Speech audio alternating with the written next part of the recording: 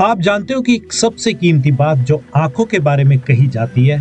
वह यही है कि इंसान की आंखें उसकी आत्मा की विंडो या द्वार होती है। मतलब your eyes are the window to the soul, जिसके जरिए ही इंसान की आत्मा इस दुनिया को देखती है। लेकिन अफसोस इस बात का है कि मेजोरिटी ऑफ पीपल अपने माइंड को ही अपनी आंखें यूज करने का मौका देते रहते हैं, लेकिन अपनी आत्मा को तो वे कभी जानबूझकर मौका ही नहीं देते हैं कि वह भी वो सब देख सके जो भी वह देखना चाहती है, या जिसको देखने के लिए ही उसने आपकी बॉडी को चुना है। और इस कारण ही जब उनकी आंखें समय से पहले ही कमजोर हो जाती है और उनको दूर का या पास का दिखना कम हो जाता है, या पढ़ते या लिखते वक्त उनकी आंखों में दर्द होना शुरू हो जाता है, तो वे बस ना चाहते हुए ही सही बस चश्मा पहनना शुरू कर देते हैं। और अब कोई चाहे तो किसी भी चीज को इसके लिए जिम्मेवार ठहरा सकता है, लेकिन अगर कोई आत्मा के लेवल पर जीता है तो वह सामने वाले को नहीं, खुद को ही बहुत सी चीजों के लिए जिम्मेवार ठहराता है, क्योंकि उसको ऐसा करना ही पड़ता है। लेकिन अगर देखा जाए तो जो लोग इस कहावत को सही से समझ जाते हैं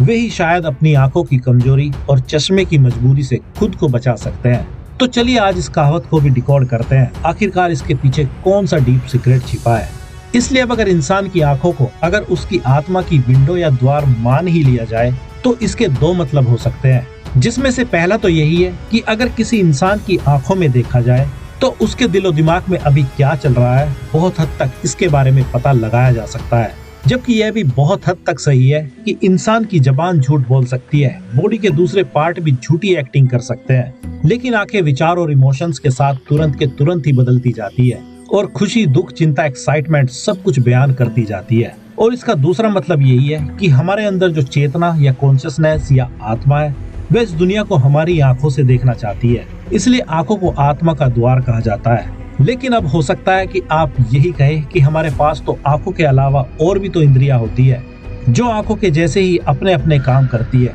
फिर हमारे कान या जीभ या नाक क्यों आत्मा के द्वार नहीं हो सकते हैं? तो इसका भी सीधा सही जवाब है कि ये सभी भी आत्मा के ही द्वार होते हैं, लेकिन इन सब का यूज आंखों के बाद ही आता है। आंखें पहले नंबर पर आती है और फिर हमारे कान आते हैं और फिर नाक और जीभ और फिर हमारी स्किन आती है, और ये सभी के अंदर कॉमन रूप से एक्टिवेट भी रहती है। और वैसे भी इंसान आंखों देखी पर ही ज्यादा विश्वास करता है, कानों सुनी पर कम विश्वास करता है। जबकि वह बात दूसरी है कि कभी कभी आंखों देखी और कानों सुनी दोनों बातें झूठी साबित हो जाती है। खैर वो एक अलग कॉन्सेप्ट है। इसलिए अब अगर आप यह सब समझ ही गए हैं तो अब यह भी समझ लेते हैं कि वह कौन सा कारण होता है जिसके कारण ही किसी की आत्मा का यह द्वार प्रॉब्लम में आ जाता है और अपने काम करने की क्षमता में कमी महसूस करने लगता है। तो इसका सबसे कीमती, सूक्ष्म और वैलिड कारण तो यही है कि जब कोई इंसान अपनी आंखों से वह देखता ही नहीं है या देखना ही नहीं चाहता है, या वह चाहकर भी किसी मजबूरी के कारण देख ही नहीं पाता है जो उसकी आत्मा इनसे देखना चाहती है, और वजह चाहे कोई भी रही हो तो भी धीरे धीरे आत्मा का द्वार या विंडो बंद होने लगती है।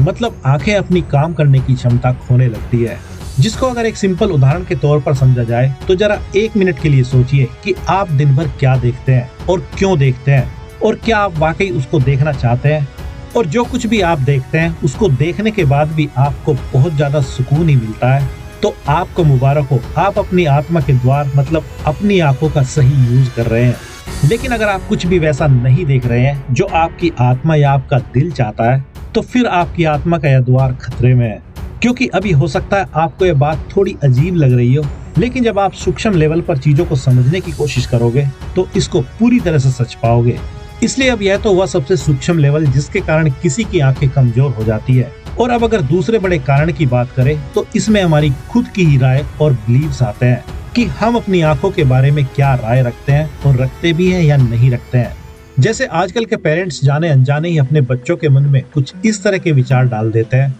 कि ज्यादा फोन या टीवी, लैपटॉप आदि को देखने से या इन पर काम करने से आंखें खराब हो जाती है, जबकि टीवी, मोबाइल, लैपटॉप का आंखों के खराब होने से कोई भी लेना देना नहीं है।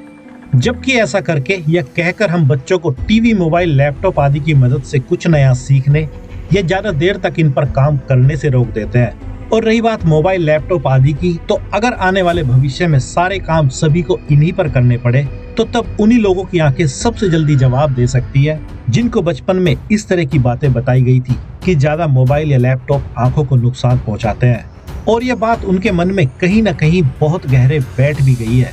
इसलिए भले ही आपको भी बचपन में कुछ इसी तरह की सलाह मिली हो या आप भी अपने बच्चों आदि को इसी तरह की सलाह देते हो, तो आपको ऐसा मानना या सोचकर छोड़ देना चाहिए कि ऐसा कुछ भी नहीं होता है और आपको अपनी आंखों के बारे में कुछ इस तरह की राय या बिलीफ बनाने की जरूरत है कि जो आंखें आत्मा का ही द्वार हो, उसको मोबाइल, टीवी, लैपटॉप जैसी चीजें कैसे खराब कर सकती है। क्योंकि आप और आपकी आंखें और आपकी आत्मा इन सब चीजों से बहुत ज्यादा बढ़कर है, अगर आप इसकी पावर का सही से यूज करना सीख गए तो। और रही बात चश्मा आदि लगाने की, तो आप खुद से एक बार ईमानदारी से पूछिए कि जब आपकी आंखों से आपको दूर का या पास का कम दिखाई देने लगा था, या पढ़ते लिखते वक्त आपकी आंखों में पेन हुआ था, तो तब आपने अपनी आंखों के बारे में कुछ ऐसा विश्वास बनाने की कोशिश की थी कि आपकी आंखें ऐसे कैसे कमजोर हो सकती है, या आप सीधे ही डॉक्टर के पास अपने चश्मे का नंबर पूछने चले गए थे। और चाहे भले ही आपने अभी तक कुछ भी किया हो, आप एक बार अपना चश्मा हटाने की कोशिश तो कीजिए, जिसके लिए आपको दो ही चीजों की जरूरत पड़ेगी। पहली तो यही कि अपनी आंखों को वो देखने दीजिए जो आपका दिल या आपकी आत्मा देखना चाहती है, और दूसरा अपनी आंखों के प्रति अपने नजरिए को बदलिए और उसको इतना पॉजिटिव बना दीजिए जितना कि आप बना सकते हैं, और फिर देखिए आपकी आंखों पर इसका क्या फर्क पड़ता है। क्योंकि जब कॉमन विचार और इमोशंस ही आंखों में हलचल पैदा कर देते हैं और आंखें इन विचारों के साथ ही रेस्पॉन्ड करने लगती है, तो जरा सोचिए जब आप अपनी आंखों के बारे में ही सुपर पॉजिटिव विचार बनाएंगे तो कैसे आपकी आंखें खुद को हील कर लेगी। और रही बात खाने पीने की, तो हेल्दी डाइट तो जरूरी होती ही है, लेकिन जब हम किसी खास बॉडी के ऑर्गन को सही करने के लिए कुछ खास तरह की चीजों को खाने के लिए चूज करते हैं, तो उसका असर भी केवल उन्हीं लोगों में दिखाई देता है जो अपने पुराने निगेटिव विचारों को बदलकर अपने मनचाहे पॉजिटिव विचारों और विश्वासों को बनाने में कामयाब हो जाते हैं। और रही बात बॉडी की, तो आपको जानकर हैरानी होगी कि शरीर का हर एक अंग एक तय समय में पूरी तरह से बदल जाता है, जिसको अगर कॉमन तौर पर देखा जाए तो लगभग हर 7 साल में पूरा शरीर ही इंसान का नया हो जाता है। लेकिन ये सभी के साथ इसलिए नहीं होता है क्योंकि वे अपने दिमाग में 7 साल तो छोड़ो, उससे भी कहीं पुराने नेगेटिव विचार को ढोते रहते हैं और इनको अपने नए शरीर में भी ले आते हैं, और इसी कारण से उनकी प्रॉब्लम जैसी की तैसी ही बनी रहने के बजाय और भी नाजुक होती जाती है। और अब अगर आत्मा के द्वार मतलब अपनी आंखों के द्वारा अपनी आत्मा की पसंद की चीजों को देखने के तरीके की बात करें, तो इसके लिए भी 2 तरीके हैं, जिसमें से पहला तरीका तो यही है कि जिनके लिए पॉसिबल हो वे बिल्कुल वैसा ही रियल में अपनी आंखों से कुछ भी कहीं जाकर वो सब देख सकते हैं जो भी उनकी आत्मा को देखना है या जो भी उनका दिल देखना चाहता है। लेकिन इस बात का गलत फायदा उठाने की कोशिश मत करना, क्योंकि अगर आपका मन कुछ फालतू की चीजों को देखने का करता है जो कि सामाजिक रूप से एक्सेप्टेड नहीं है, तो आपको ऐसा करने से पहले अपने दिमाग की फालतू इच्छाओं और अपनी आत्मा की इच्छा में थोड़ा सा फर्क कर लेने की भी जरूरत है। लेकिन अगर किसी के लिए सही इच्छा होने के बाद भी अभी के अभी ऐसा करना पॉसिबल ना हो, तो वह दूसरा तरीका अपना सकता है, जिसमें कोई अपनी आंखें खुली रखकर ही अपनी इमेजिनेशन के जरिए भी अभी ही वह सब कुछ देख सकता है जो भी वह रियल में देखना चाहता है। क्योंकि आंखों का काम देखना ही होता है और आंखों को इससे कोई ज्यादा फर्क नहीं पड़ता है कि कोई चीज आप अभी रियल में देख रहे हैं या अपनी इमेजिनेशन में देख रहे हैं। और रही बात इमेजिनेशन की, तो जब कोई इंसान किसी चीज को अपनी इमेजिनेशन में ही सच होता हुआ देखता है, तो उसके दिल में एक उम्मीद भी बनती है कि वह एक दिन जल्दी उस चीज को रियल में भी देखेगा, जिसके लिए यह आत्मा का द्वार मतलब आपकी आंखें एक्साइटमेंट में अपनी रोशनी को पूरी तरह से बचा कर रखेगी।